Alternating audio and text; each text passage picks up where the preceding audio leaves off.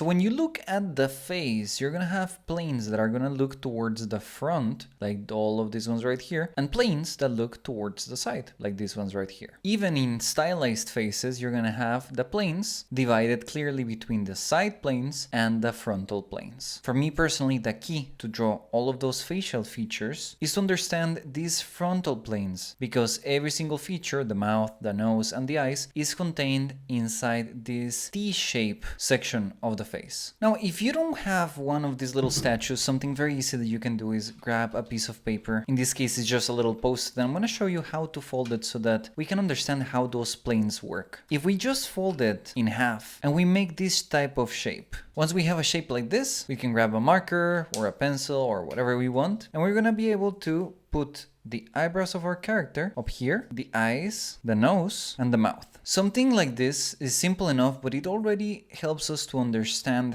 how the planes on the face are divided between one side and the other one, which is a very common mistake that artists do, which is not remembering that when looked at from above, the head has a little curve. But maybe more important than this plane is these planes right here. If we make a fold in this section and another one right here, we're gonna have the three main plane changes that people have on their faces. When looked at from above, the eyebrows hide the eyes, but this plane right here, the one that shows the nose, is the most visible. And when we see it from below, the nose that would be right here is hiding most of the plane that is above, while we see a lot of the face and a lot of the eyes. Here we can see the planes of the face. And if I were to show you the orientation of those planes, we have something like this, where the plane that is above, the one that contains the eyes, is looking more down, the one that contains the nose looks up, and then the mouth looks to the front. If we put the facial features on those planes, we're gonna have something like this. And if we draw on top the final features, we're gonna have something like that. Understanding how this T section really helps for us to be able to divide the face in planes and understand why, for example, when we look at the head from above, we see a lot of this middle plane, but very little of this first one. On the other hand, when we see the face from below, we see a lot of the lower plane and the eyes, because these two are facing towards the camera, while we see very little of the planes that contains the nose, because this one is not facing the camera. Once we understand how this section works, we can even go the other way around, starting with this T section and building the face and the head